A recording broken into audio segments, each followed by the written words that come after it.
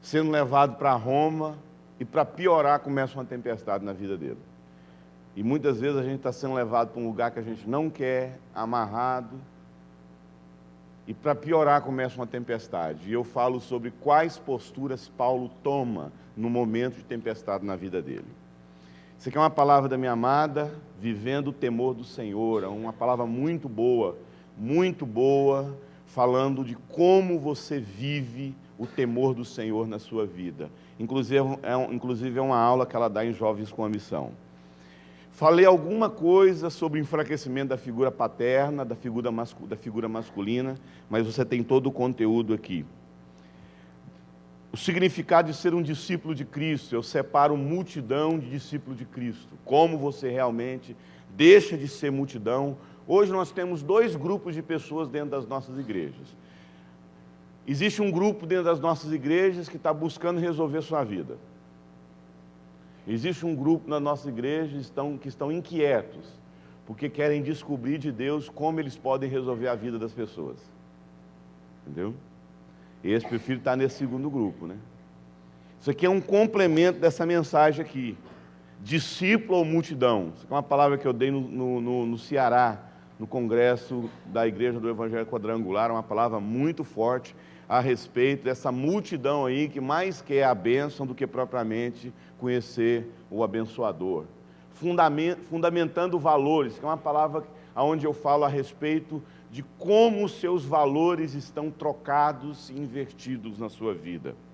Marcas de uma geração imatura, é muito próximo a essas duas mensagens aqui, elas são bem parecidas no sentido de uma sequência. Marcas de uma geração imatura e a era dos adultos infantilizados. É muito boa essa mensagem aqui.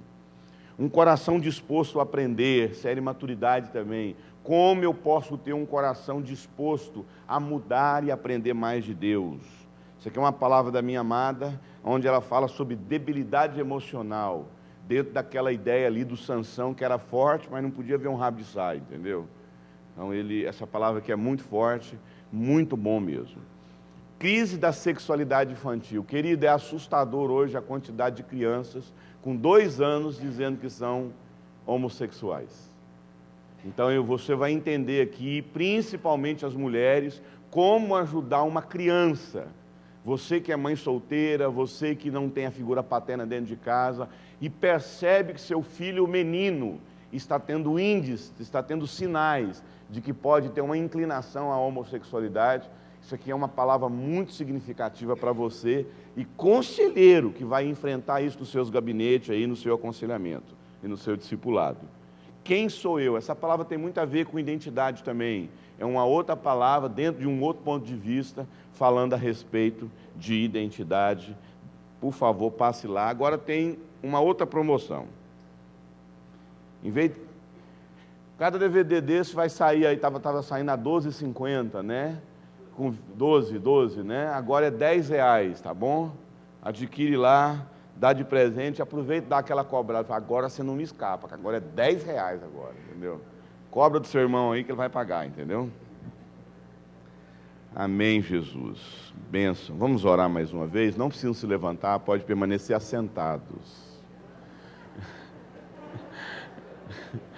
Pai, muito obrigado por essa manhã, pela Tua bondosa graça para conosco. Nós te damos a Ti toda a honra, toda a glória. Queremos aprender com o Senhor, queremos crescer em maturidade, queremos conhecer nossa identidade no Senhor. É por Jesus que oramos. Amém. Como eu disse desde o início, nós vivemos um tempo de crise. E eu acredito que uma das principais crises que nós vivemos hoje na igreja é uma crise de identidade e de vocação. A maioria dos crentes não sabem quem são e a maioria dos crentes não sabem o que Deus deseja para a vida deles. E hoje vocação não é levada a sério, prosperidade é levada a sério. São raríssimas as igrejas que têm uma proposta séria de vida cristã. A maioria está aí sendo levada por esse rolo compressor de achar que Deus é um gênio da lâmpada mágica, que você esfrega e ele sai ali te concedendo 3 pedidos. Nós somos uma geração, como eu já disse, de crise vocacional, porque vivemos uma crise de identidade. Você não sabe o que Deus quer da sua vida, porque você não sabe quem você é nele. E se existe uma área onde nós somos terrivelmente atacados, desde o momento que você nasce, é a respeito da sua identidade. Deus sempre trata a identidade da pessoa no momento em que ela tem um encontro pessoal. Quando Jesus começa ali o seu processo de tentação no ministério dele, e aí ele tem aquele processo de tentação, qual é a primeira coisa que Satanás questiona na vida dele? Se você é um profeta? Se você é um pastor? Se você é um evangelista? Se você é um sumo apóstolo, é isso? Não, ele questionou o quê? A sua identidade. Quando eu não sei quem eu sou, amado, geralmente eu meto os pés pela cabeça e faço tudo errado. Todo pecado é, em essência, pós-crise de identidade. Você faz o que você faz porque você não sabe quem você é. Então, responder quem eu sou, isso determina radicalmente a minha identidade. A minha identidade é basicamente o cerne de toda a minha expressão de vida cristã, no sentido de que conheço a Deus, sei quem eu sou. Então, assim,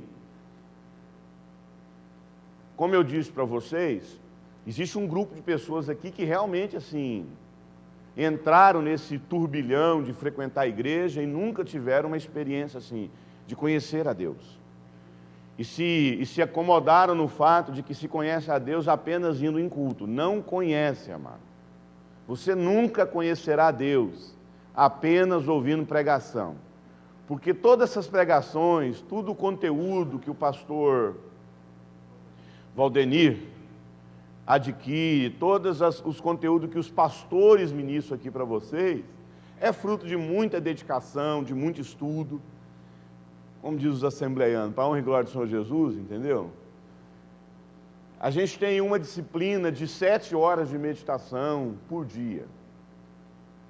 Então, assim, pode ser seguido, pode ser esporádico, pode ser assim, geralmente de manhã a gente tem um período de 3 horas de meditação, depois à tarde, quando a bebê dorme, mais umas 2, e antes de dormir mais 1 hora, mas a gente tem aí um período, né, nos hotéis, eu procuro muito, né, quando eu vou para a cidade que é divisa com o Paraguai, fica um pouco difícil, entendeu? Mas quando eu estou num hotel assim à tarde, eu vou lá, e é nesse momento que eu escrevo meus livros, é nesse momento, a maioria dos meus conteúdos hoje eu adquiro mais no hotel. E eu tenho uma disciplina assim, bem rígida nessa questão de estudo. E também de conhecer o caráter de Deus, de experimentar Deus na minha vida, de ouvir Deus a respeito das decisões que eu quero tomar. É isso que faz você conhecer a Deus. Um profundo estudo da palavra e você sempre questionar se o que você está fazendo é fruto daquilo que Ele revelou para você.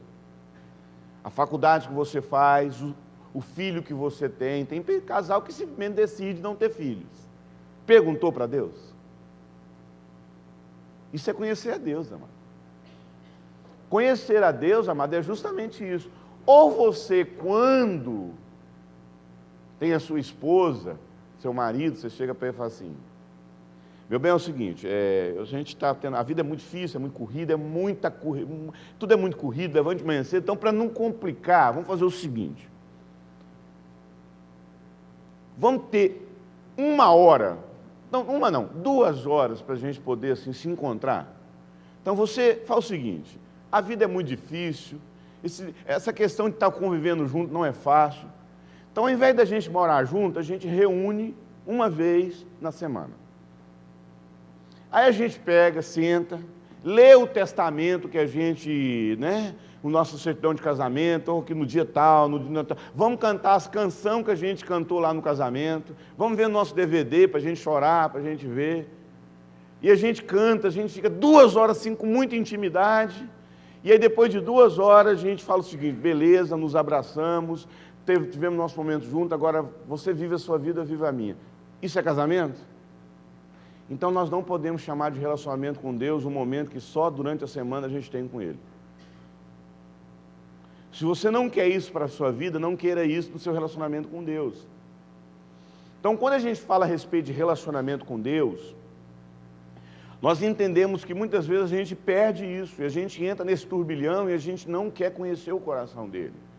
E à medida que você caminha com Deus, à medida que você entende que o seu relacionamento é diário com Ele, Ele vai revelando a sua identidade e vai respondendo essa pergunta que todos nós temos na vida. Qual pergunta? Quem sou eu? Quem sou eu? E nós temos que responder essa pergunta. Quem realmente nós somos? Quem realmente nós somos?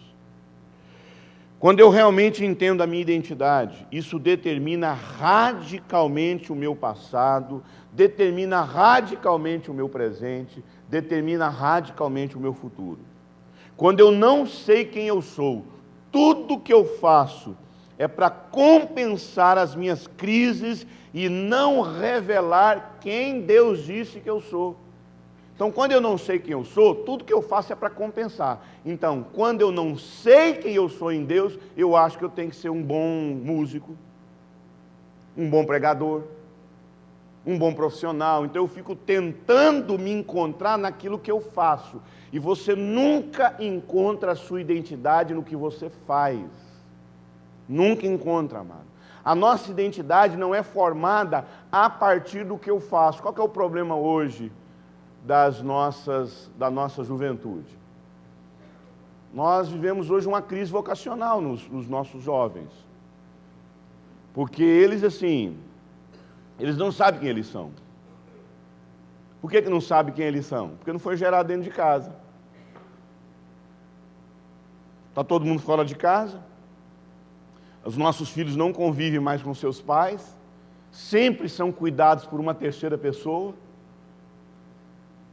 Nós vivemos, como eu já disse para você, a terceirização dos nossos filhos. Outras pessoas cuidam dos nossos filhos. E o ambiente gerador de identidade deveria ser a família. Então nós não conhecemos a nossa identidade. E aí nós somos uma geração do vestibular, dos cursinhos, dos ProUnis, né? Onde eu não sei o que eu vou fazer, aí eu fico fazendo um monte de vestibular para ver qual que eu vou passar para me fazer faculdade. Porque na tentativa de fazer uma faculdade eu vou descobrir quem eu sou. A maioria das pessoas hoje não sabem quem elas são. Estão fazendo faculdade para se descobrir. E é por isso que desvia lá na faculdade. Porque o crente, ele não deveria fazer faculdade para se descobrir. Muito pelo contrário. Sei quem eu sou e vou buscar na faculdade uma ferramenta para desenvolver melhor aquilo que Deus já disse quem eu sou.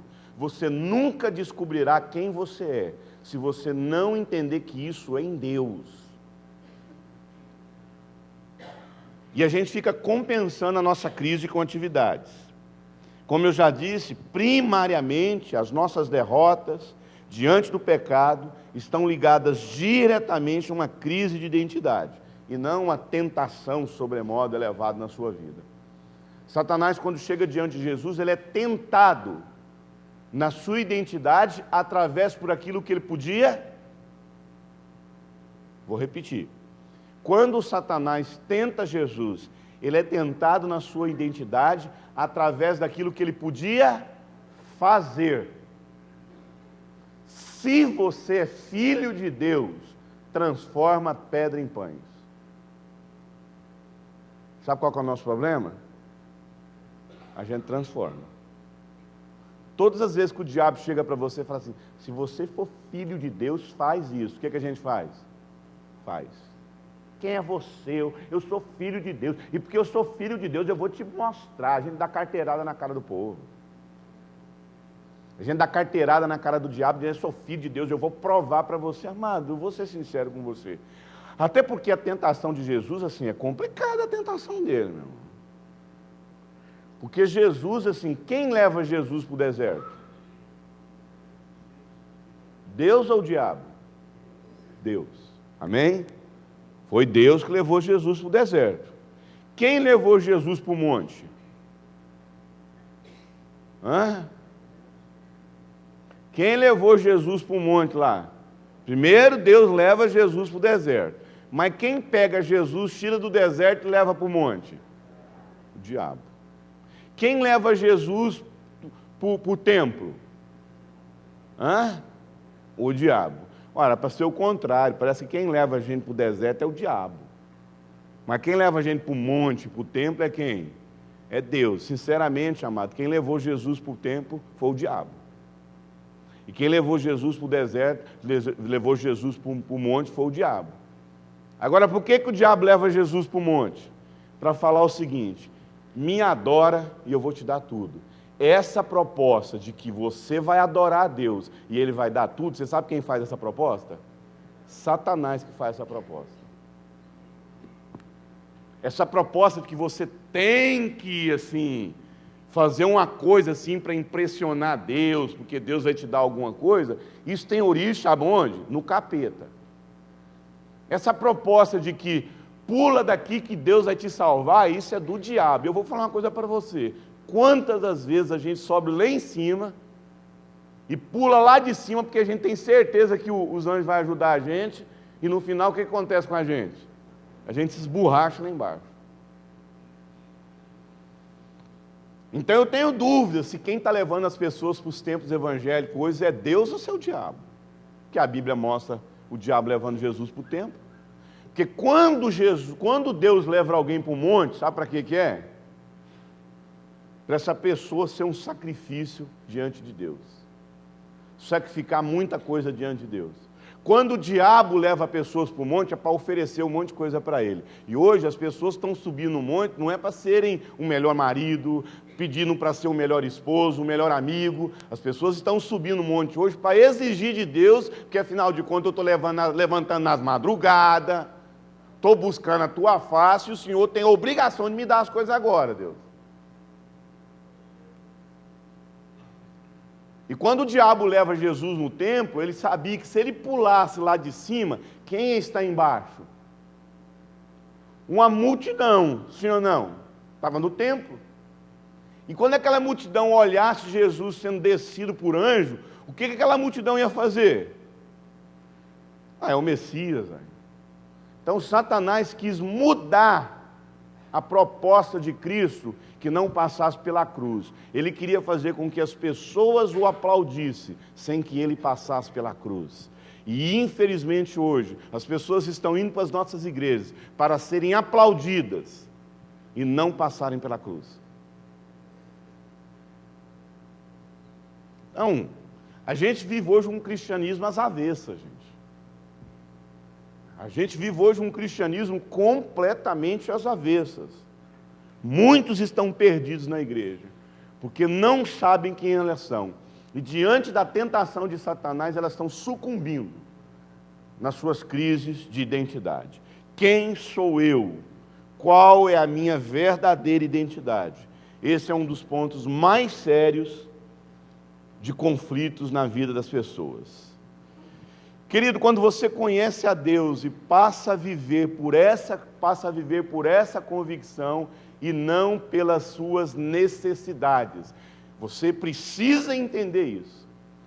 Crente não vive pela necessidade de provar alguma coisa. Crente vive pela convicção daquilo que Deus já revelou a respeito dele. Eu não tenho necessidade de ficar provando. Isso é um problema sério. Jesus veio para provar quem ele era ou revelar quem ele era? A gente passa a maioria das vezes querendo provar para Deus e para as pessoas do que naturalmente deixar que Deus revele. Você não tem que ficar aí em crise porque você não tem oportunidade na vida. Eu acho interessante meu Jesus, ele começa o ministério com 30 anos, para mostrar que não tem ansiedade. A gente vive hoje uma crise, amado, enorme, uma crise de perda de tempo. As pessoas hoje, elas ficam a sensação de que tudo na vida é uma perda de tempo, então é perda de tempo criar filho, é perda de tempo parar uma vida 4 anos, 5 anos para criar uma criança. Então hoje nós somos uma geração que uma criança nasce com 4 meses, ela já está numa creche. Porque a gente precisa provar para a vida que a gente vai vencer, a gente não vai parar a vida. Não é prioridade educar os filhos nos dias de hoje. Prioridade é a carreira profissional, prioridade é a emancipação financeira, é achar o nosso espaço na sociedade. Então, falar a respeito de identidade, amado, é entender que à medida em que você conhece a Deus mais e mais, sua identidade nasce, e você começa a focar o que Ele quer da sua vida, o que Ele deseja para a sua vida. Eu acho interessante esse texto de Gálatas 4:1, que diz o seguinte: durante o tempo em que o herdeiro é menor, essa palavra herdeiro aí está falando durante o tempo em que a criança, lembra quando eu disse para você, a criança tem consciência da mãe? A ovelha tem consciência do pastor? A ovelha chega lá diante do pastor e falando, olha, eu sou como você, nós somos idênticos, eu sou ser humano, você é ser humano. A ovelha fala isso? Não, a ovelha é um bicho. E ela tem consciência apenas da lã, Deus me livre, se ela tiver consciência, aí que ela morre, ainda em crise mesmo, né? Ela só tem consciência da grama e do benefício que ela tem para a vida dela. A palavra de Deus diz para mim e para você, que durante o tempo em que você tem mente infantil, você não tem diferença nenhuma de um escravo. Eu faço uma pergunta para você. Qual é a diferença entre um empregado e um filho? Vou fazer uma pergunta melhor. Qual que é o consolo do empregado no final do mês? Você acha que o empregado chega assim, vê aquela olerite, olha assim, não mereço aqui não.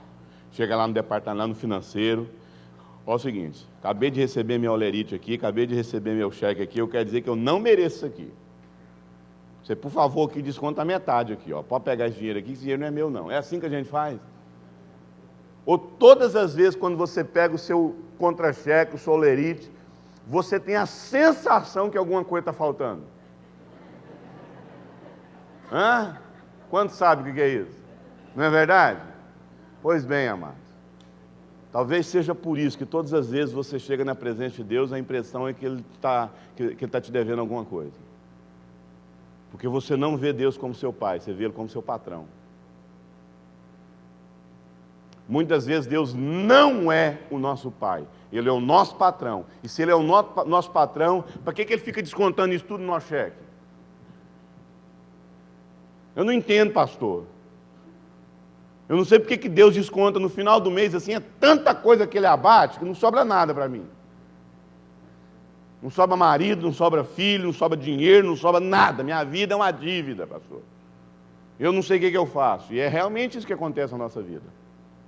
Nós não temos consciência da paternidade de Deus. Nós temos consciência do trabalho que a gente tem que prestar.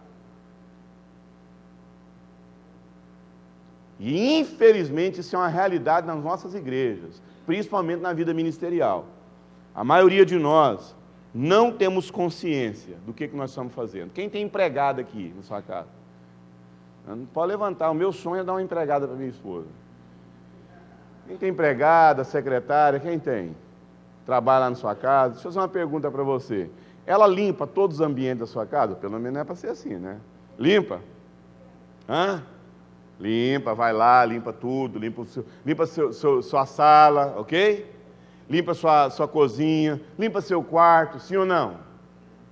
Ela pega o lençol da sua cama e faz o que com ele? Troca, sim ou não? Às vezes ela pega o colchão e vira. Então ela tem acesso ao seu quarto? Tem. Mas ela tem acesso à sua intimidade? Não. Ela tem acesso ao seu quarto. E vou ser sincero com você. Sabe quando você viaja? Sabe quando você está o dia todo fora de casa? Sabe onde ela dorme? Lá na sua cama. Porque a sua cama é o melhor ambiente Qual que é o melhor lugar para dormir numa casa? A cama do casal, o melhor colchão, pelo menos tem que ser. E ela até dorme. Não, tem umas que não só isso, tem umas que usa até a sua lingerie. Leva a sua lingerie para a casa dela, usa no final de semana, lava, coloca na sua gaveta. Sem você saber. Eu conheço história assim. Agora eu te faço uma pergunta. Ela tem lugar, ela acessa o lugar da intimidade? Acessa? Acessa. Mas ela faz parte da intimidade? Então presta atenção. Não é porque você está na igreja que você tem acesso ao coração de Deus.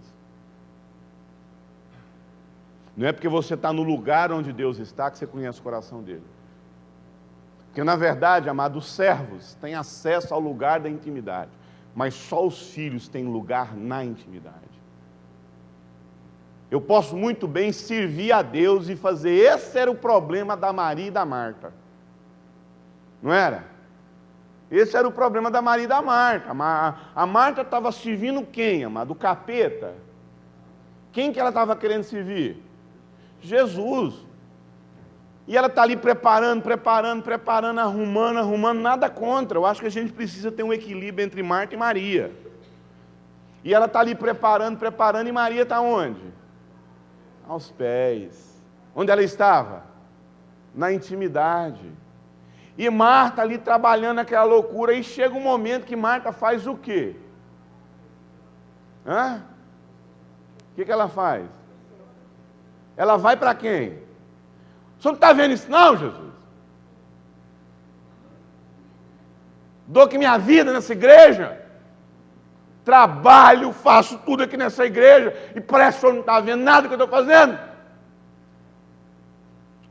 Estou aqui trabalhando nessa igreja, só eu sei o que eu faço para essa igreja, que o senhor não vê nada que eu estou fazendo.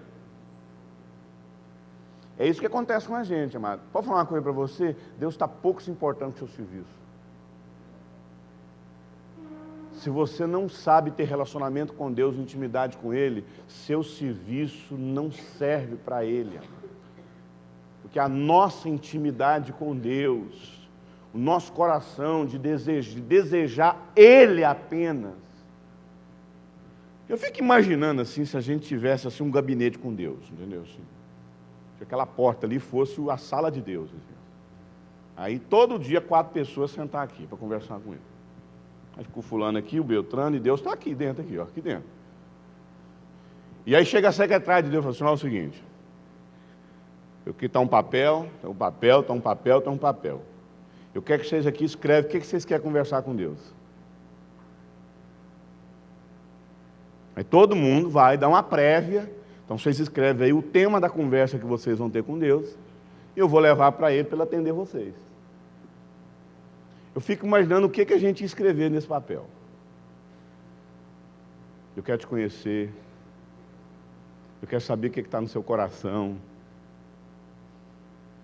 Quantas vezes um pastor, amado, está com a vida destruída, está numa depressão profunda. Tudo que ele queria é uma pessoa ligando e falando, pastor, como é que o senhor está, pastor? De não acessar apenas para resolver o problema. Claro que a gente é resposta. Mas será que a gente entraria naquela sala para conversar, para falar assim, ei Deus, como é que o senhor está? Como é que está o coração do senhor? O que o senhor pensa de mim? Estou aqui para sondar seu coração, te conhecer, meu pai. Posso deitar no seu colo? Posso te abraçar? Posso te beijar? Ou a gente vai com olha aqui Deus, olha o seguinte, para que o senhor foi me dar esse homem? Eu estou com uma lista aqui, porque eu não sei o que o senhor fez, o senhor não tem noção o que é uma mulher de 40 anos solteira. Jesus, o senhor estava com a cabeça de me fazer nascer nessa família. Essa mulher que o senhor, essa praga do Egito que eu tenho na minha vida, por que o senhor permitiu que eu tenha isso na minha vida? O que teria na nossa lista quando a gente fosse conversar com Deus? Mas é isso que a gente faz com Deus todo santo dia. A gente tem uma lista de dívidas, de necessidade. Muitas vezes nós não temos uma igreja, mas nós temos um sindicato. E a gente tem um sindicato assim que, sinceramente, se Deus não atender a gente faz greve de fome. É ou não é? Sim ou não? É o que eu vejo hoje. Hoje não tem igreja, tem sindicato. Não tem pastor, tem xerife. Nós somos assim um povo assim que está buscando diante de Deus, nem que a gente invada. A gente vai assim, tomar posse mesmo da terra. E tem muita gente achando assim que é filho, né? Tudo sem terra, entendeu? Está assim, invadindo mesmo assim, falando, Deus, quando não dá, a gente invade e toma posse.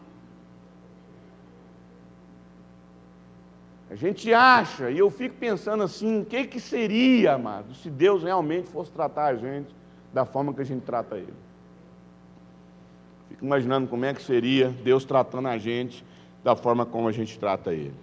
O problema é que nós sempre queremos buscar atividade sem antes buscar identidade. A gente sempre está preocupado em o que a gente vai fazer, o que eu vou produzir, o que eu vou fazer, do que propriamente o que eu vou ser. Ontem aqui, infelizmente,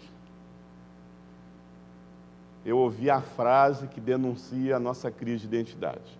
Porque quando a gente descobre que a gente não conhece a Deus, automaticamente a nossa boca já fala da nossa crise de identidade. O que saiu na boca da maioria das pessoas?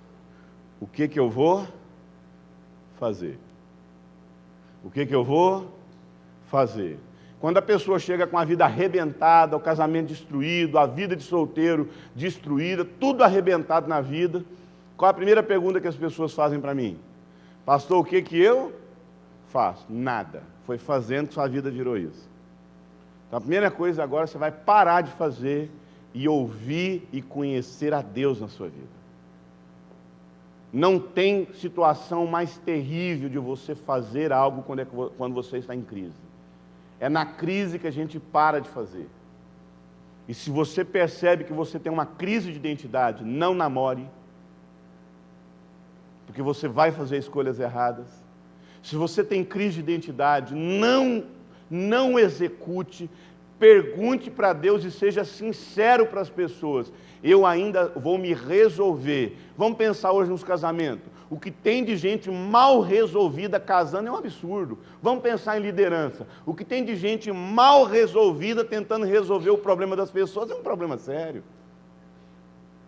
Então nós deveríamos focar o nosso relacionamento com Deus, quem realmente Deus é, antes de problema, antes de querer produzir alguma coisa para Deus. Eu acho interessante esse versículo de João 8,14, maravilhoso, né? Na verdade, eu até falei isso. A prática do pecado é, em essência, uma crise de identidade. Esse versículo aí de João 8 é maravilhoso, eu amo esse texto. O meu testemunho é esse, Jesus falando. Sei de onde vim e para onde vou. Isso aí, amado, ó, isso aqui é a essência daquilo que você faz para Deus. O meu testemunho é esse. Jesus falou assim, eu não tenho nada para falar a não ser isso. Sei de onde vim. De onde ele veio? Do Pai. E ele sabia para onde ele ia. E por que ele sabia de onde ele ia? Porque ele conhecia a origem dele. Quem é Alice, né? Alice nos Países das Maravilhas. Eu nunca sei se é a Alice ou se é a Dorothy que falou isso. Quem estava diante daquele gato lá? Alice, né? A Alice estava correndo atrás do coelho. E aí ela, desesperada, tentando achar aquele coelho, ela encontra um gato. Aí o gato pergunta, para onde você vai? Aí ela fala, para qualquer lugar. Porque quando a gente não sabe de onde a gente veio, e nem para onde a gente vai, qualquer lugar serve. Quando eu não sei quem eu sou, qualquer namorado serve. Quando eu não sei quem eu sou, qualquer igreja serve para frequentar. Quando eu não sei quem eu sou, qualquer pregador serve para me ouvir. Quando eu não sei quem eu sou, qualquer livro serve para me ler.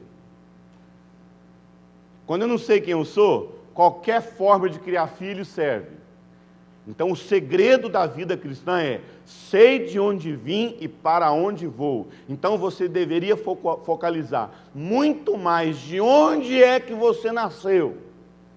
Qual é a sua origem? Qual é o seu DNA? Qual é a essência da sua vida? Do que propriamente estar preocupado naquilo que você vai fazer. Jesus sabia para onde ele ia, porque ele sabia exatamente a origem dele. Qual é a sua origem? Então a segunda pergunta que eu tenho para fazer para você. Primeira foi quem você é.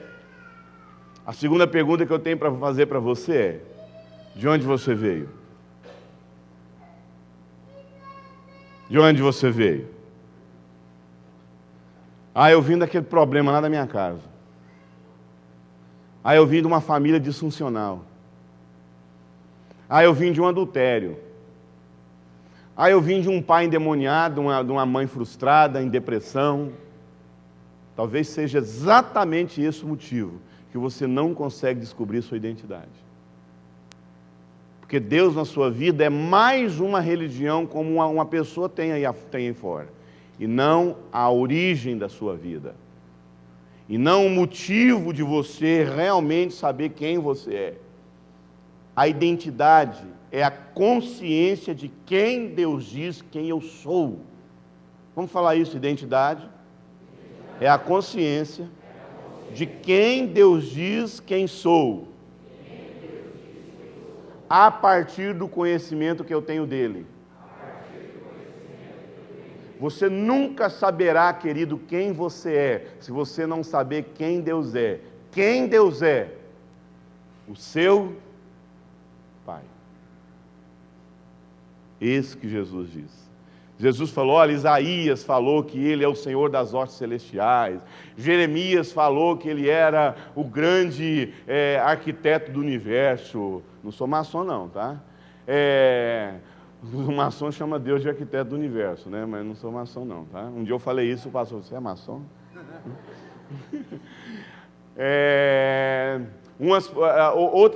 Outros falaram que Deus é um grande general de guerra, Senhor das hostes celestiais. Mas Jesus chega para todo mundo e fala assim, sabe quem Deus é? Seu Pai. Isso é que te cura. Amado, não é saber que Deus é um meu, que eu sou um soldado para Deus, eu sou um guerreiro, não, amado. O que me cura é saber que Ele é meu Pai. Qual era o segredo da vida de Jesus? Ele sabia quem Ele era e quem Ele era. Ele nasceu sabendo que ele era o Filho de Deus? Boa pergunta, né? Jesus era um super bebê? Assim, ele estava lá no berço, né? Aí Maria chegava e falava assim, neném lindo da mamãe, que já mais bonitinha. Aí o José chegava, neném lindo do papai, que coisa mais linda. Aí Jesus olhava para eles assim, pensava assim, meu Deus, até quando eu vou ficar limitado a esse corpo humano? Esse povo fica me tratando desse jeito, eu sou filho de Deus, eu sou o eterno. Você acha que Jesus é um bebê assim? Você acha que Jesus, quando ele estava assim, com 3, 4 aninhos, estava sentado na perna de José, aí passou um meteoro, e aí rasgou assim o céu, aí José fala assim, Jesus, ó aqui, ó filho, está vendo aquilo lá? Aquilo é um meteoro, aquilo passa no céu, e aí foi Deus que criou. Aí ele olha para José e fala assim, eu não sei, eu sou o alfa e o ômega, o princípio e o fim. Inclusive foi você que eu criei. Você veio de mim, nada existiu antes de mim. Jesus era assim? Não, deixa eu te falar uma coisa. Jesus não sabia que ele era o Filho de Deus. Jesus foi um bebê como qualquer bebê. Jesus foi uma criança como qualquer criança. Mas ele sabia que havia um poder nele, que era um poder que o fazia entender, à medida que ele ia crescendo, à medida que ele ia amadurecendo, ele ia tendo uma percepção mais clara de quem realmente era ele. E é claro que José chegou para ele um dia, com certeza, nos seus 3 anos, nos seus 4 anos, nos seus 5 anos, nos seus 7 anos, e teve uma conversa com Jesus. José sentou com Jesus, na linguagem de criança, falou assim, filho, sabe Tiago? Sim, pai. Ai, como é que eu falo isso? Tem uma sementinha que nós temos. Essa sementinha a gente faz assim, assim. E eu peguei essa sementinha e coloquei na sua mamãe. E nasceu Tiago. Com você não foi assim. Não. Não. Sabe o Eterno? Sabe o Criador? O Criador visitou o ventre da sua mãe. Dorme com esse barulho, tá? 12 anos. Maria tinha 12 anos quando ficou grávida de Jesus. Dorme com esse barulho. José tinha 48 anos. Pela história, e não pelos relatos bíblicos, a idade de José podia ter assim, quase 50 anos. Por isso, quando Jesus está com 30 anos, não tem a figura do José. Por quê? Porque ele já tinha morrido já. Então, Jesus, quando ele tinha os seus 30 anos, José já havia falecido. E Deus tem esses negócios assim, sabe? Parece que Deus assim faz umas coisas que a gente nunca faria. Onde ele estava com a cabeça de engravidar uma menina de 12 anos? Tem lógico um negócio desse aí? Ah, mas Deus é assim, meu irmão. Às vezes Deus faz umas coisas que você nunca mais vai imaginar que Ele faria. Na nossa cabeça parece que as coisas funcionam de uma forma, na cabeça de Deus, só Ele sabe o que Ele está fazendo. Por isso que o desafio da gente conhecer o coração dEle. E não ser refém das circunstâncias. E Jesus, naquele momento, assim, ouvindo José falou assim: vem cá, Jesus, deixa eu te mostrar umas coisas. Está vendo aqui? Vamos conversar com os pastores. O que aconteceu naquela noite? Pois é, naquela noite, Jesus, veio anjos dos céus e cantaram glória a Deus nas alturas, paz na terra aos homens de boa vontade, porque na cidade de Nazaré, na cidade de Belém, nasceu Jesus, que é o Senhor e o nosso Salvador. Jesus, anjos vieram, tinha uma estrela. Aí Jesus ouvindo aquilo.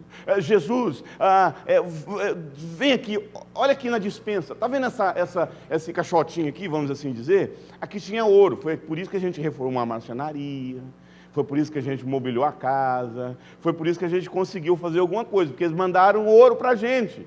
Quem? Reis que vieram de vários lugares do mundo seguido por uma estrela, como diz a profecia bíblica. Aí mostrou a profecia bíblica. E você foi envolto numa manjedoura, como diz a profecia bíblica. Jesus, você é o Messias prometido. Jesus, criança, ouvindo isso. Jesus, você... aqui tinha, dentro desse outro lugar, aqui tinha incenso, que é o queimado para os reis. Mas Jesus, tem uma outra coisa aqui que eu não sei. Aqui é a mirra, que é a erva que se coloca na boca do cordeiro quando ele está sendo sacrificado no altar. Por que será que tem isso aqui? Isso despertou Jesus. Por que o meu ministério tem a ver com uma ovelha sacrificada? E Jesus foi pesquisando os textos, porque ele descobriu. Lembra quando você lê a Bíblia e parece que aquele texto está falando com quem? Com você. À medida que Jesus lia a Torá, à medida que Jesus lia os textos de Isaías, ele descobriu, ele viu que ele era quem? Até o dia que não foi alguém falando, não foi o pai dele falando, não foi a mãe dele falando, não foi nem mesmo o texto sagrado que falou com ele. Tudo que Jesus fez foi através do testemunho que a família dele deu para ele, a respeito dele. Você sabe por que os nossos filhos são perdidos? Porque a gente não testemunha a respeito da fé que nós temos por eles. Porque fala para mim, amado, se aquele homem não teve fé, José, teve, amado. É fácil para a gente ler na Bíblia, eu quero ver viver o que ele viveu. Chega lá aquela menina, José, foi, meu amor, estou grávida, noiva, amado, de quem? De Deus. A Bíblia fala que ele teve que dormir para conseguir Deus falar com ele, tão agitado que ele estava. Pessoas assim chegam para mim, Deus fala com muito insônia. Geralmente, pessoas que Deus fala muito em sonho é porque ele só dormindo que Deus consegue falar com ele. Né?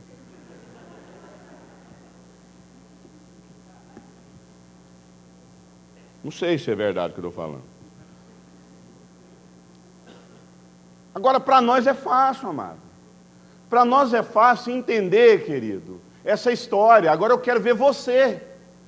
Eu quero ver você pegar a sua esposa com 9 meses, porque ela nasceu quando? Quando José pegou aquela mulher, colocou num jumento e levou lá para Jerusalém, sim ou não? Então ela já estava como? Ela estava como? Para Belém, ela estava como? Preste. Mas se Deus tem ideia para fazer um negócio desse, como é que Deus? Só Deus passar isso para cá. Você faria isso com sua mulher?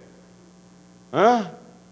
Amada, minha filha nasceu num apartamento maravilhoso, com uma cama maravilhosa, um lugar maravilhoso, e eu chorei a Deus para minha esposa minha bebê ter nascido sem plano de saúde, num lugar tão maravilhoso como aquele. O meu Senhor nasceu aonde? A estrebaria porque é bonitinho. Foi num coxo. Foi num coxo. Agora pensa no Filho de Deus, o Criador do céu e da terra, nascendo num lugar como esse. O que esse moço, quando ele foi lá buscar ajuda para poder hospedar a esposa grávida, o que ele ouviu o tempo todo? Não. Não. Não.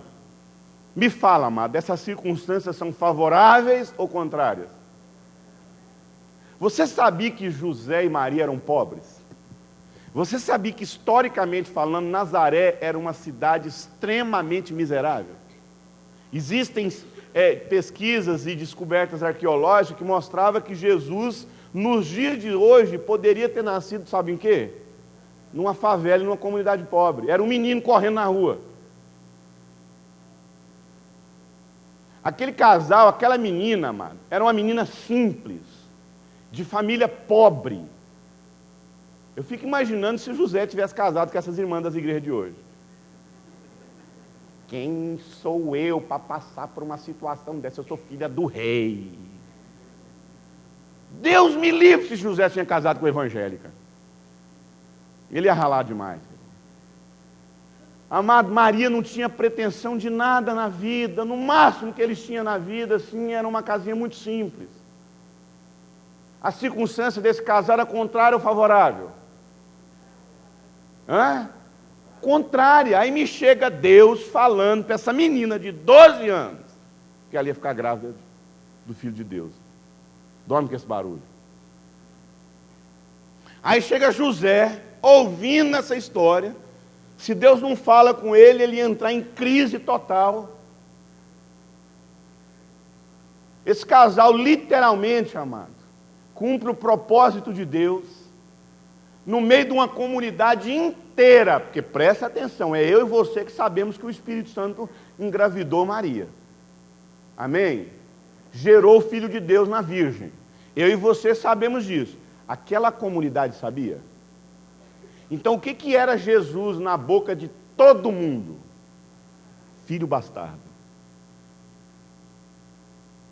Tanto é que quando Jesus vai lá fazer milagre nessa comunidade, o que aconteceu? Olha lá.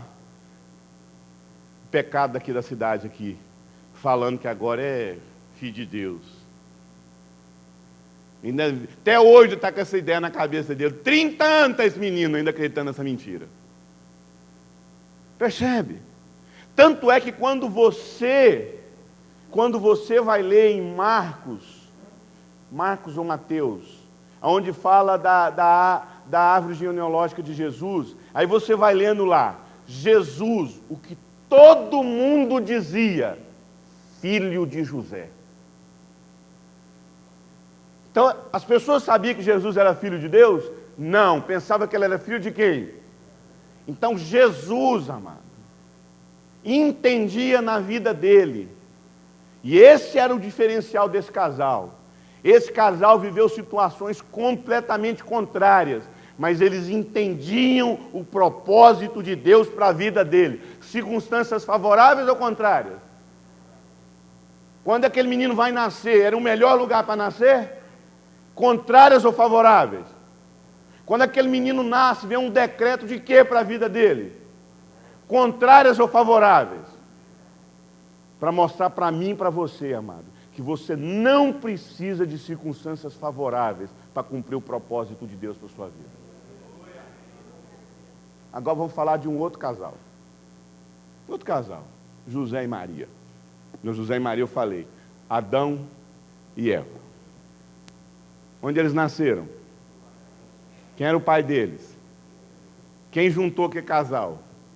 Amado, eu vou falar uma coisa para você. Se tem um homem que não tinha dúvida que Deus deu a mulher para ele, foi quem? Adão. Deus. E aquela mulher foi tirada de onde? Dele. Deus coloca esse casal aonde? Num paraíso, amado. Um lugar tribuloso. Um vizinho demoniado, bomba para todo lado, assim. Tinha isso. E eles tinham uma coisa que você não tem noção, amado, que é o sonho de todo homem. Tem muito homem que o sonho dele, e tem muita mulher que o sonho dela era isso. Eles não tinham umbigo. Amado, você não tem noção do que é um homem que casa com uma mulher sem umbigo. Isso é um sonho de muito homem. Você não tem noção do que é uma mulher, um homem sem umbigo. Isso é o sonho de toda mulher. Você sabe o que é um homem sem umbigo? Sem parente. Sem mãe. Sem sogra. Só tem uns dois ali, não tem parente, não tem ninguém para ficar ali se metendo na vida dos dois. Circunstâncias favoráveis ou contrárias? A casa que eles moravam era um lugar tenebroso, problemas, circunstâncias favoráveis ou contrárias? A Bíblia fala que subia da terra o quê? Vapor. Eles foram colocados em Caldas Novas, amado. Águas termais, uai. Vapor é águas termais. Que lugar maravilhoso. Ah, mas se eu morasse num lugar maravilhoso, você não tem noção como é que eu ia servir a Deus. Quem ia pregar para esse homem todo santo dia? Ah, que lugar maravilhoso. Meu marido ouvisse Deus, minha mulher ouvisse Deus, se eu morasse num lugar maravilhoso, porque o segredo da vida para um casal estar bem é uma casa maravilhosa, um lugar maravilhoso, não ter parente, é maravilhoso. Adão e Eva tinham circunstâncias favoráveis ou contrárias? Mas numa tarde, por conta de um Adão, um outro Adão, um cara assim, bombado, cara assim, cheiroso, o cabelo do cara chegava até a brilhar assim de movimento, entendeu? Aquela coisa assim linda, aquele olho brilhoso, aquela pele maravilhosa, aquele homem assim que é o sonho de toda mulher, aparece na porta do Éden. Aí a mulher não aguenta. Ela não segura a onda e adultera, e tem um caso com outro homem, e põe a humanidade a perder, não foi isso? Não, amado, foi por causa de um lanche. Como pode a humanidade ser jogada no ralo por causa de uma goiaba? Por causa de um abacate, meu irmão. Como é que pode um negócio desse? Como é que pode a humanidade ser jogada no ralo por conta de um lanche? Para mostrar para mim e para você, amado, que não precisa de um lugar maravilhoso. Se você pode estar com a melhor esposa, você pode estar na melhor casa, você pode ter o melhor ambiente, você pode ter o melhor lugar da sua vida. Se você não acreditar na direção de Deus para a sua vida, você joga a sua família no ralo, querido. Por causa de uma besteira você joga, meu irmão. A humanidade foi jogada no ralo por conta de uma besteira, por conta de um lanche de final de dia. Você acha que o seu problema, amado, é que você não consegue viver em Deus por conta do tanto de tentação que você tem. Meu irmão, a tentação de Adão e Eva foi a coisa mais ridícula que alguém pode cair. E você pode cair numa coisa mais ridícula, porque você não confia na direção que Deus dá para sua casa. Porque você não conhece a sua origem.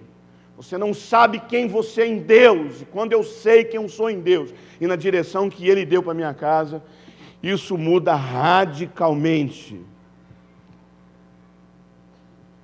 Eu acho interessante, a palavra de Deus, ela é muito clara em dizer a respeito do nosso conhecimento. O conhecimento de Deus produz inevitavelmente a nossa identidade. E aí, amado? A identidade é a consciência de quem Deus diz que eu sou a partir do conhecimento que eu tenho dele, né? Na verdade, eu voltei aqui. Revesti-vos do novo homem criado semelhante a quem? Em Deus. Você sabe quem você é nesse novo homem, nessa nova mulher? Você para ouvir Deus, o que Ele pensa a respeito da sua vida e quem você é em Deus? Querido, quando eu sei quem eu sou em Deus, isso determina radicalmente a minha relação com a vida. E foi isso que me curou. Eu não fui curado por saber que eu sou filho de Soripe, meu pai. Eu não sou curado porque eu fiquei sabendo que eu sou filho da dona Celi. Não, amado. Eu fui curado porque eu sei que eu sou filho de Deus. Quem era Jesus? Quem é Jesus? Não estou ouvindo. De onde ele veio?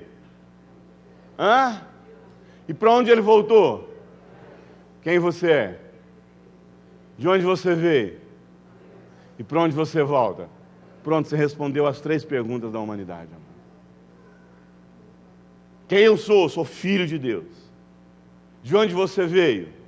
De Deus. E para onde você volta? Para Deus. É isso que nos cura, amado. Quando eu estava com meu pai diante daquele presídio lá, e aquela grade me separava dele e de mim, e ele chorando desesperadamente com a vida destruída. Deixa eu falar uma coisa para você. Quem deveria aparecer na frente daquela cela? O filho dele ou um filho de Deus? Porque se fosse um filho dele, eu ia falar o quê? Por que você fez isso com a minha vida? Por que você fez isso com a minha família? E você sabe por que você não consegue vencer os problemas na sua vida? Porque não é diante de um filho de Deus que as pessoas estão diante. Elas estão diante de um filho de homem. E não é isso que cura as pessoas. O que cura as pessoas é saber que você é um filho de Deus. Olha o que a palavra de Deus diz. A ardente expectativa dessa criação espera a manifestação de quem, amado? De um apóstolo, de um profeta, de um grande evangelista. É isso que esse mundo está desesperadamente buscando? Não, amado. O que esse mundo está desesperadamente buscando é a manifestação de um filho de Deus. Por sinal, quem você é? Filho de Deus. Diga eu sou filho de Deus. Amado, é isso que nos transforma. O que levou? Eu vou falar uma coisa para você, amado. Isso vai mudar tudo na sua vida. Você vai chegar lá na sua casa agora, e aí o povo agora vai ter que dormir com esse barulho. Esse menino chegou aqui agora em casa falando que é filho de Deus. Ué, mas foi isso que aconteceu com Jesus. Por que crucificaram ele na cruz? Porque ele se dizia quem? Um milagreiro?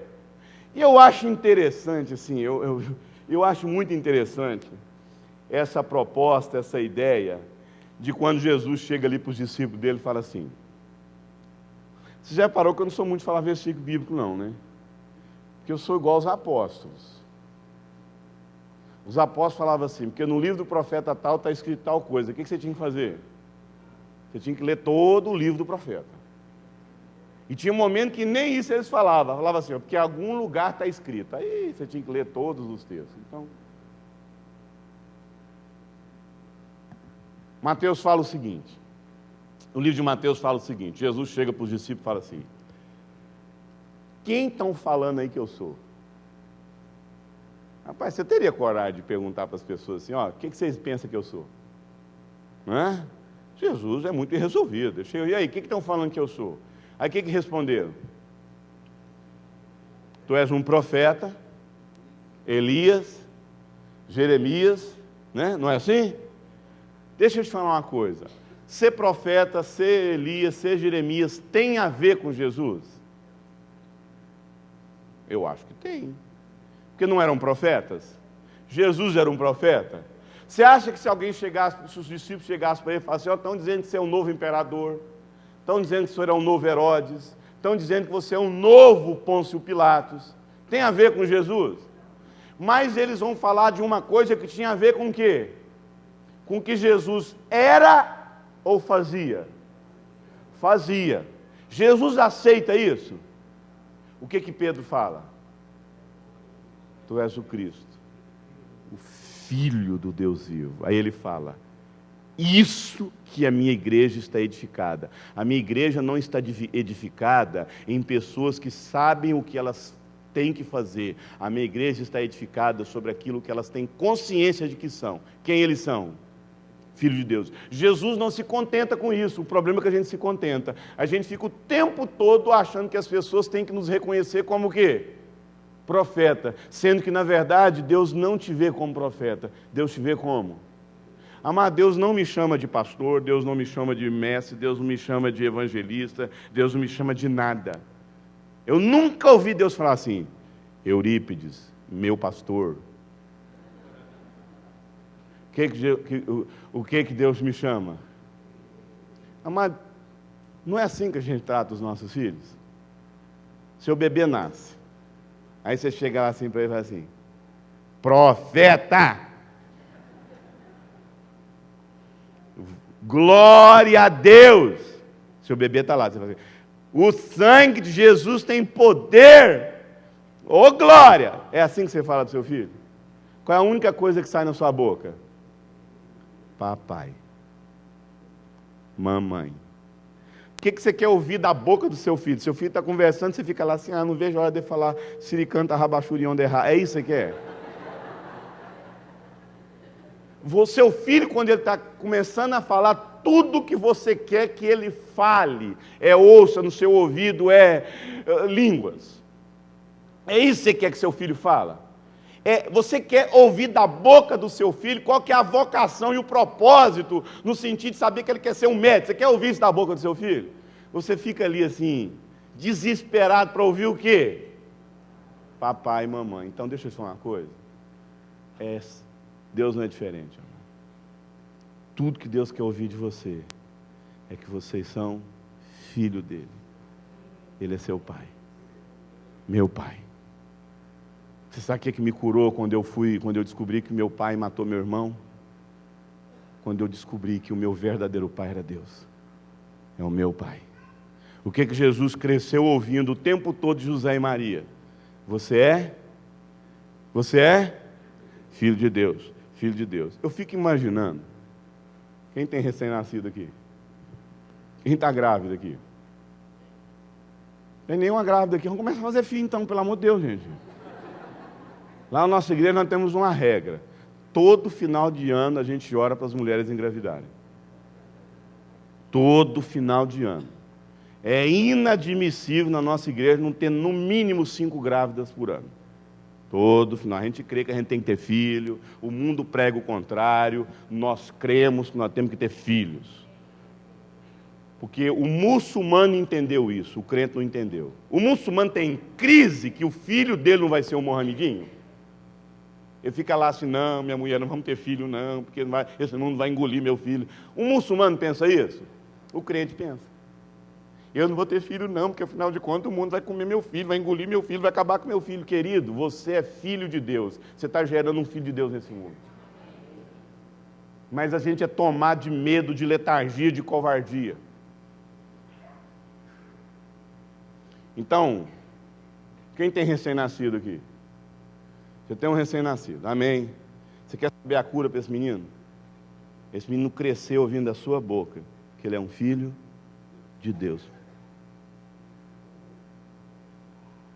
Mas ele não converteu. Amado, se tem alguém convertido lá na sua casa, é seus filhos, é você que dizia a eles. Eu costumo falar que os nossos filhos nascem convertidos, e é a gente que dizia a eles.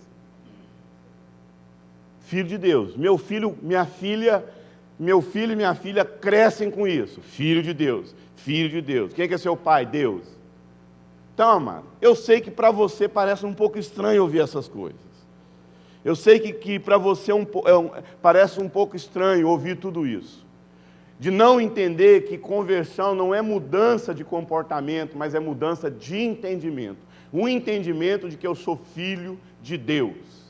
Despojai-vos, portanto, do procedimento anterior, que se corrompe. Eu tenho que perder essa mentalidade que eu tenho e entender que eu sou filho de Deus. Por isso, eu gostaria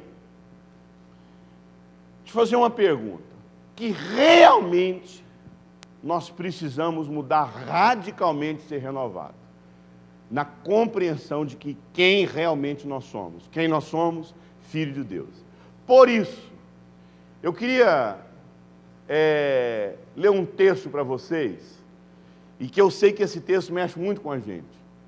Contudo, aos que receberam, que creram no seu nome, deu-lhes o direito, o poder de se tornarem os quais não nasceram de descendência. Qual que é a sua descendência natural? Foi quem quis? A família? A família Ribeiro. Então, qual que é a descendência natural do Pedro? São os... E a descendência natural da Thalita é qual? Gaspar. Querido, eu vou falar uma coisa para você. Você não tem noção do que é um Ribeiro, o que é um Gaspar junto. Deus me livre dos Ribeiros. Deus me livre dos Gaspar.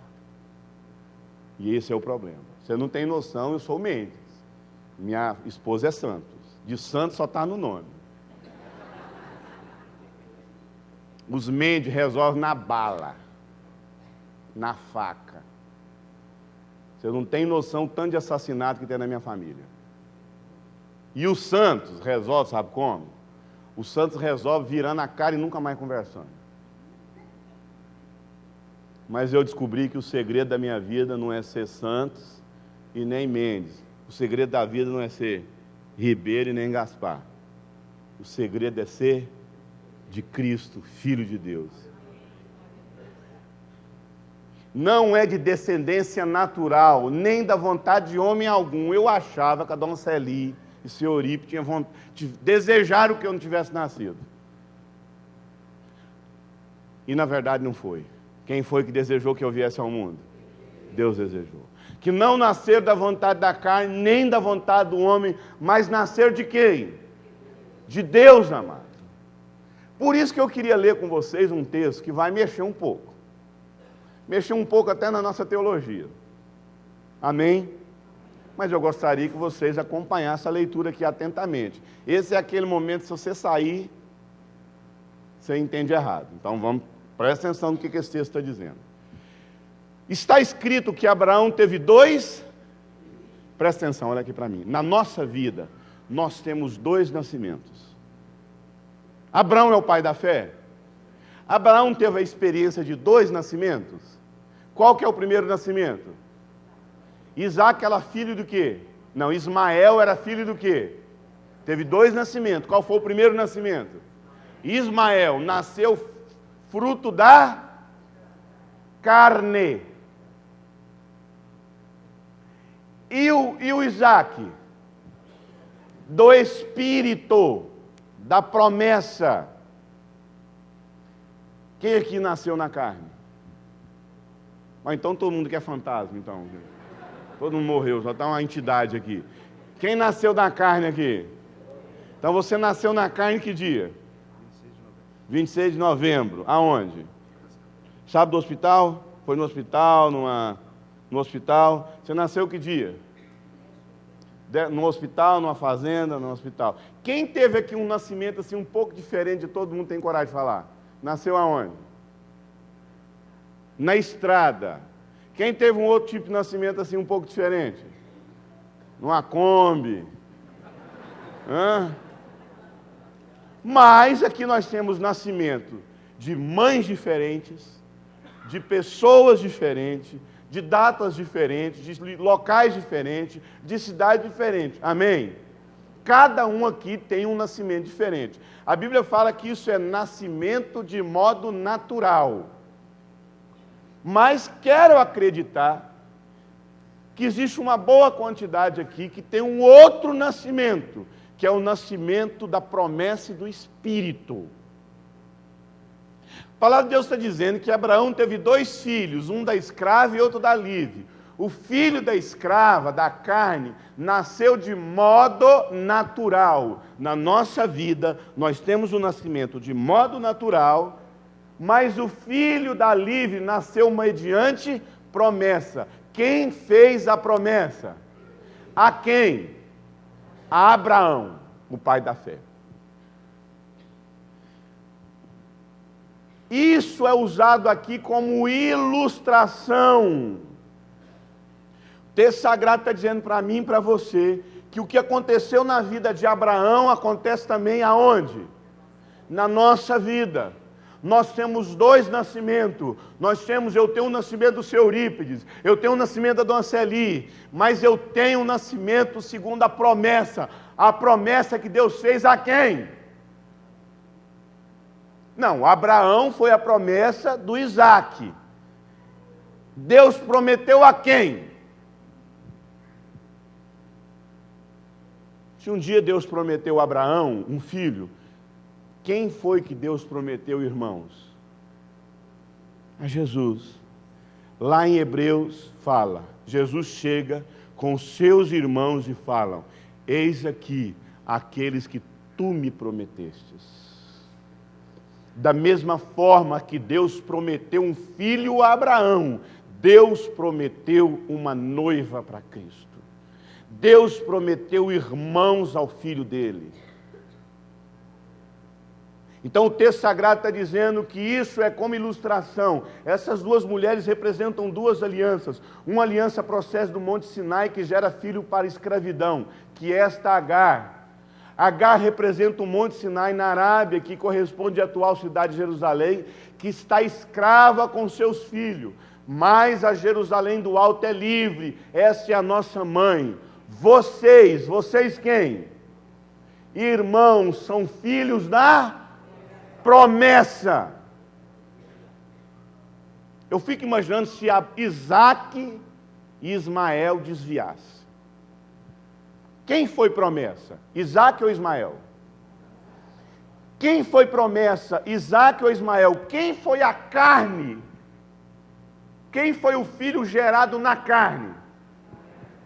Ismael, amado, é aquilo que a carne pode fazer. Ismael é aquilo que a fertilidade humana pode fazer. Ismael é aquilo que naturalmente fica constatado, porque na cabeça humana não era assim que deveria acontecer. Quando Deus promete um filho para Abraão, quando Deus diz para Abraão que ele vai ter um filho, qual é a primeira pessoa que vem na cabeça dele? O meu sobrinho, Eliezer. Meu sobrinho Eliezer, o senhor está falando do meu sobrinho, porque o filho, o primo, é como se fosse o quê? Filho, lá em África é assim. Você sabia que na África, o herdeiro não é o filho, né? O herdeiro é o sobrinho. Porque o filho pode ser que não seja.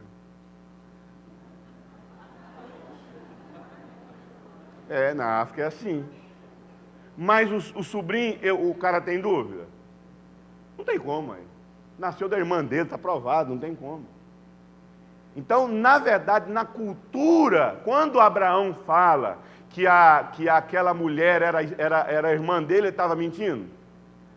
Por que ele não estava mentindo? Que era prima dele. Ele não mentiu, mas também não falou. Esse é o problema na nossa vida. Muitas vezes não mente, mas também não fala a verdade. Então, na verdade, o primo era tido como irmão. Então, quando Deus vem falar com Abraão a respeito da promessa, e quando ele já pensa no modo, a promessa de Deus no modo natural. Quando Abraão vai falar com a mulher dele, quem que ele pensa? Quem que ela pensa? Não, então se Deus está falando que vai dar um filho, não sou eu sou estéril. É quem?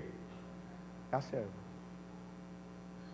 E muitas das vezes, amado, a nossa cabeça, deixa eu falar uma coisa para você, você acha que a sua verdadeira filiação, não estou aqui para desfazer de família, não é isso que eu estou falando, mas que eu estou dizendo que muitas das vezes os seus medos, os seus traumas, tem muito mais a ver com o fato de achar que você é verdadeiramente filho da carne do que filho de Deus. Você se acha mais filho de homens do que filho de Deus.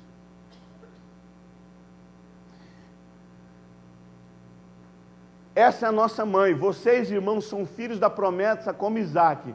Naquele tempo, o filho nascido de modo... O que é modo natural? Perseguir o filho nascido segundo... Me responde em nome de Jesus. O Espírito ali está a letra maiúscula ou letra minúscula? Então quem foi que gerou Isaac no ventre de Sara? Quem gerou Jesus no ventre de Maria? Quem foi que disse que você foi gerado por homens? E se Deus usou uma mulher para trazer um filho dele no mundo, que é você? Eu não tenho dúvida que Deus me trouxe ao mundo. Tanto é que a Bíblia fala que Jesus era o unigênito que virou Ele virou primogênito porque ele virou nosso primo? Não, ele é o primogênito por quê? Porque foi o primeiro filho de Deus gerado aqui na terra. Quem que é o segundo? Não tenha medo de você estar cometendo uma blasfêmia, não. Quem que é o segundo filho de Deus? Se ele é o primeiro, quem que é o segundo? Eu sou o segundo filho de Deus. Então vou te fazer uma pergunta. Será que você não vive o que você vive? Porque você não tem consciência do quanto você é filho de Deus como Jesus? Isso não muda nada. Isso muda radicalmente a minha vida. Eu fico imaginando se Isaac e Ismael desviassem. Fosse para amargaça, para mulherada, para cervejadas, vinha encher na cara. Quem que você acha que Abraão ia colocar a cabeça no travesseiro desesperado se um daqueles dois morresse e fosse para o inferno assim? Deus me livre se esse menino morrer. Quem que você acha que dos dois ele ia entrar em desespero, com dúvidas, se ia voltar? Ismael, por quê? Que nasceu da carne, mas aquele que era da promessa, ele sabe que foi Deus que prometeu. Você sabe por que a gente tem dúvida a respeito das coisas? Porque a gente não tem certeza se aquilo veio de Deus.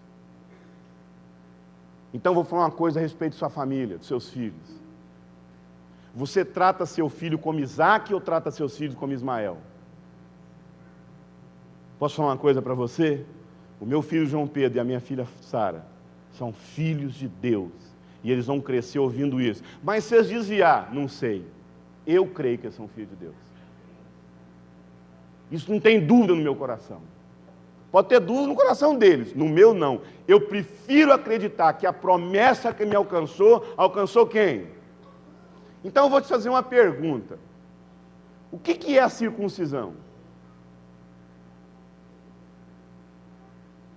O que é a circuncisão, amado? O sinal de uma promessa feita a quem? Ao pai. O pai recebeu uma promessa da parte de quem? O papel do pai era marcar quem? O filho cria naquela promessa? Sabia daquela promessa? Tinha consciência daquela promessa? Quem tinha consciência dessa promessa? Então, a fé de quem que estava em questão ali? Então, em relação aos nossos filhos, amado, tem muito mais a ver com a sua fé do que propriamente o seu filho não saber do que você crê. Quando eu sei quem eu sou, quando eu tenho consciência do que Deus prometeu na minha vida, eu não tenho dúvidas que aquilo que Deus fez na minha vida vai alcançar também a minha família. Esse é o problema. Nós não temos consciência disso, de um Deus que diz: crê e você vai ser salvo, tu e a tua casa. Nós temos muito mais consciência de uma maldição hereditária do que de uma bênção hereditária. Salvação é um legado, amado. Não estou dizendo que não exista, claro que existe a maldição hereditária. O que alguém abre uma brecha na vida de alguém, chega na vida do outro, ok? Mas e a bênção? Como é que pode Deus me alcançar e as promessas de Deus não alcançar também a minha família? Minha família estão debaixo de superiores promessas. Superiores promessas. Quem você é? De onde você nasceu? E para onde você vai voltar? Pronto. Isso não tem dúvida. É isso que nos cura. Amém? Sou filho de Deus. Quem você é? Quem você é? Para onde você volta? Quem que é seu pai? Amém, querido? Amém? Aquela pessoa que você colocou no mundo é quem? Então vou falar uma coisa para você. Se Jesus não era filho de José, era filho de Deus, o que José teve que fazer com Jesus?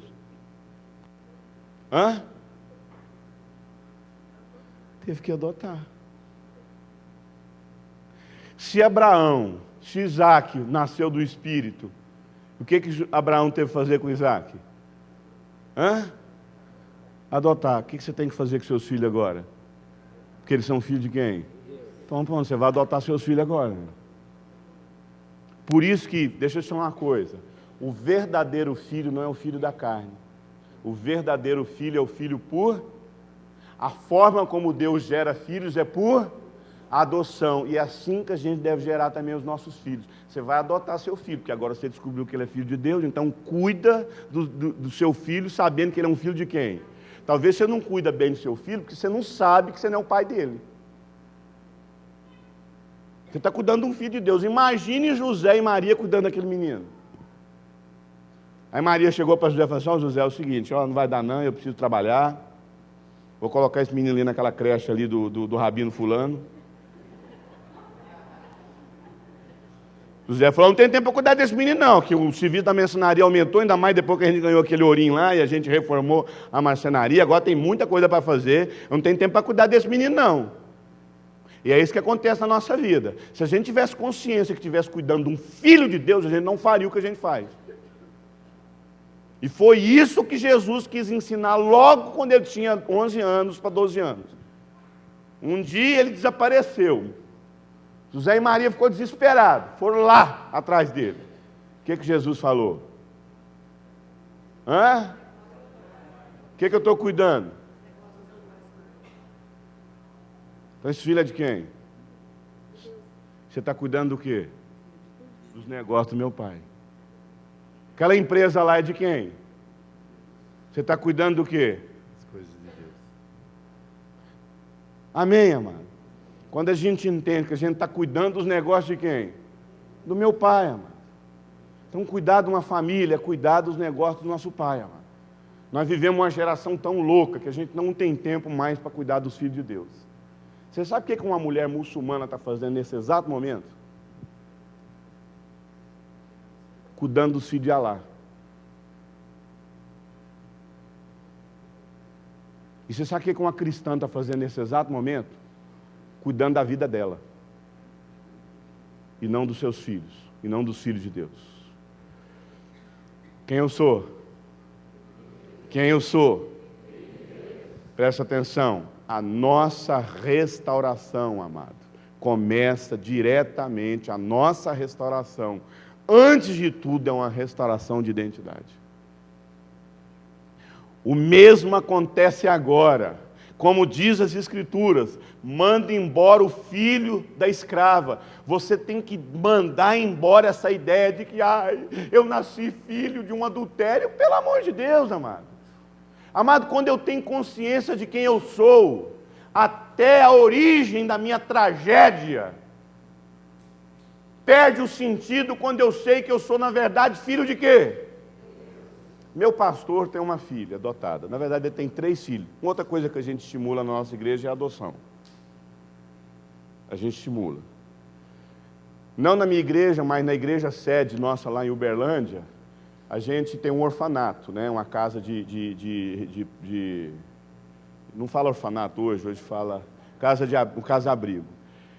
E foram fazer uma contabilidade lá na casa-abrigo, os membros da nossa igreja lá, seria a sede, a gente não tem igreja sede, mas seria a primeira que começou, cerca de mais de 50 casais já adotaram filhos. Porque nós entendemos que a adoção é um dos princípios mais bíblicos, porque foi assim que Deus fez com a gente. Então, a forma dos seres humanos gerarem filhos é da carne. Carne herda o reino dos céus, mas a forma de Deus gerar filho é filho por... Na verdade, o verdadeiro filho, o filho legítimo, não é o filho da carne, é o filho por... Então hoje você vai fazer uma coisa assim, você vai deixar de ter um filho da carne em casa, porque o filho da carne não herda as promessas, e você vai descobrir que hoje você vai ter um filho por quê? Filho, agora eu vou te adotar, descobri que você não é meu filho. Quê?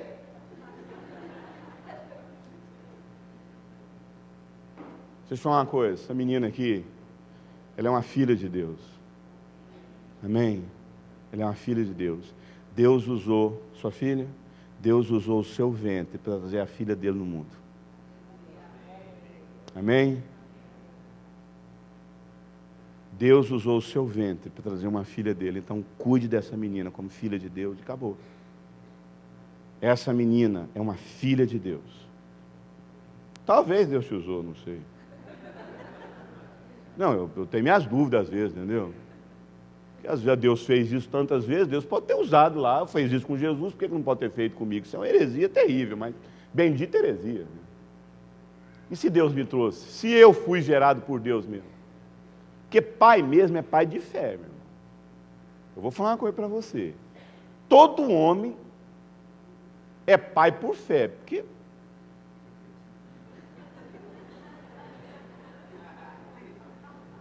é igual José teve que ter fé, meu irmão. Porque todo pai é por fé, porque não sei, ué. Aquela menina que está lá em casa lá é minha filha. Amém, irmão. E se não for? Por isso que tem que ter o quê? Fé.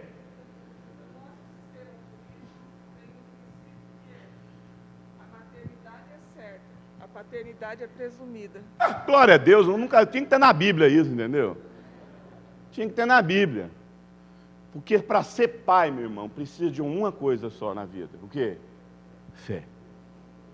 E o nosso problema é que a maneira como a gente cria os nossos filhos não são filhos da fé, é filhos do quê? Da carne. Então eu não quero filho meu da minha carne, eu quero filho meu da minha fé. Então o seu filho é fruto da sua carne, fruto dos seus traumas, fruto dos seus medos, fruto da sua culpa, ou é fruto da sua fé? Amém, querido? Digo, meu filho, os meus filhos é fruto, são fruto da minha fé e não da minha carne. Então hoje vai ter o dia da adoção, amado. Você vai adotar seus filhos, porque você descobriu que eles são filhos, assim como você é filho de Deus. Olha só, porque o filho da carne perseguia, porque o filho da escrava jamais será herdeiro com o filho da livre. Portanto, irmãos, não somos filhos da carne, da escrava, mas somos filhos da livre. Amado, você pode ter dúvida, eu não tenho. Vou fazer uma pergunta para você aqui, assim, só para a gente começar a concluir. Qual é a diferença entre um canário e um líder de louvor? Qual a diferença entre um canário e um líder de louvor? Tem pastor que vai falar assim, muito, você não tem noção. O canário eu coloco lá em casa, ele canta o dia inteirinho, não tem que ter a melhor escala, ele não canta só quando tem visita. O líder de louvor só canta quando tem visita, quando tem igreja cheia. Então vai ter muito. Qual é a diferença, para não falar que eu persigo o pessoal do louvor, qual é a diferença entre um pregador e um papagaio? Alguns vão falar assim, muita coisa, porque um papagaio, você ensina uma coisa para ele, ele não vai falar outra coisa. O pregador vai inventar um monte de heresia. Mas qual é a diferença entre um líder de louvor e um canário?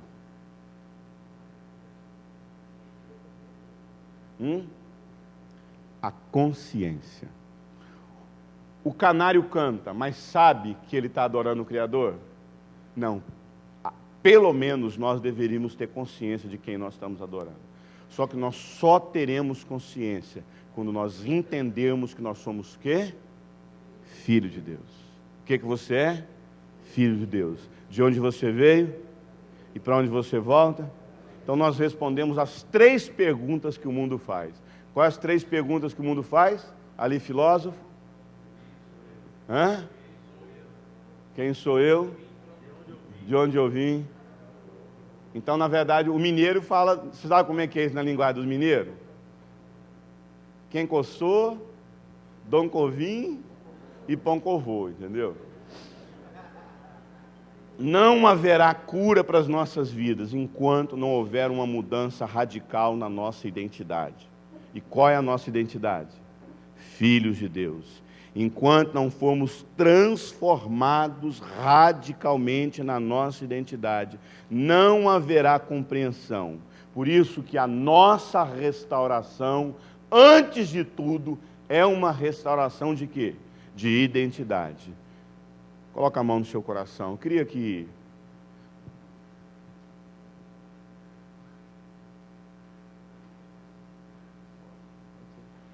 Vamos levantar, por favor.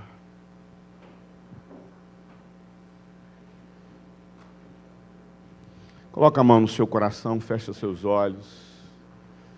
Eu gostaria que você falasse: meu Pai, nessa manhã, eu descobri que eu sou sua filha. Eu sou seu filho. Não é pelo que eu faço. O Senhor não quer minha atividade. O Senhor quer minha identidade. Eu sou filho de Deus, amado por Deus, aceita por Deus. Eu sou aceito pelo seu amor. O Senhor me recebeu, me adotou e me chamou de filho. Eu sou filho de Deus. O Senhor me aceitou. Eu não estou sozinho. Eu tenho família. Eu faço parte da família de Deus. E eu sou filho de Deus, comprado pelo sangue do meu irmão Jesus Cristo. E eu sou filho de Deus, amado por Deus, aceito por Deus. Sei quem eu sou, sei de onde vim e para onde vou. Eu sou filho de Deus e Ele me ama e me aceitou. Eu sou filho de Deus.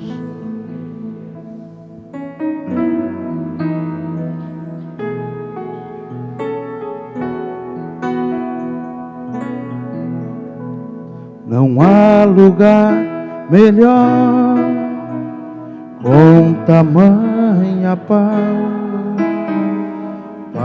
igual eu nunca encontrei jamais. É o lugar do meu prazer, onde todo medo se vai. É o lugar do meu descanso, os braços do meu Pai. Não há lugar melhor, com tamanha paz igual eu nunca encontrei jamais. É o lugar do meu prazer, onde todo medo se vai. É o lugar do meu descanso, os braços do meu Pai. Os braços do meu Pai são os braços de Jesus. Quando foram estendidos, eu fui recebido. Aleluia. Lá na cruz,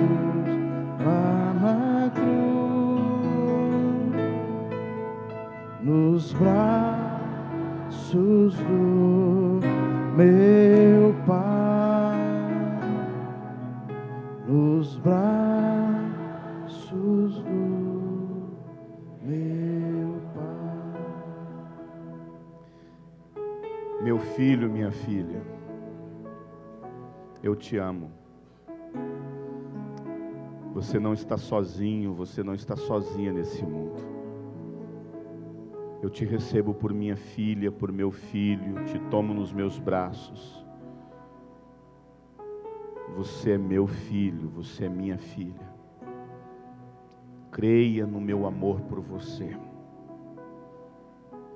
E se você errar, você pode ter certeza que eu vou te orientar, eu vou te guiar, e se precisar de eu te disciplinar, eu até disciplino você. Porque você não é bastarda, você não é bastardo. Você não me impressiona pelaquilo que você faz. Você é meu filho. Amado, quando a gente chama nosso filho para trabalhar com a gente, você está ali com seu filhinho, né? Para lavar o carro, para limpar uma casa. Você faz aquilo pelo resultado ou pela alegria de estar junto com ele? Então presta atenção, amados. A gente passa mais tempo fazendo tudo errado do que fazendo certo. Mas você sabe o que no final das contas vai valer a pena? É que Ele é nosso Pai. Ele é o meu Abba. Ele é o meu Abba. No português brasileiro, quando uma criança está aprendendo a conversar e ela está balbuciando, como é que ela fala a palavra papai? Papá. Você sabia que no grego, quando uma criança está aprendendo a falar pai, você sabe como é que ela fala? Abba. Então, na hora que a coisa apertar na sua casa, nos momentos onde você estiver difícil, é a consciência de que você tem um Abba. Ele é o seu Abba. Ele é o meu pai. Eu só consegui amar o meu pai carnal quando eu tive consciência de que o meu pai, o meu verdadeiro pai, me amou. Está difícil? Está difícil a vida? Você tem pai. O seu pai te ama. E no final, tudo que ele mais quer é receber você nos braços dele e falar: minha filha, meu filho. Diga comigo: eu tenho pai. Não sou bastardo. Eu tenho pai. Sou filho de Deus e amado por Deus. Amém, querido? Podeis assentar, amado.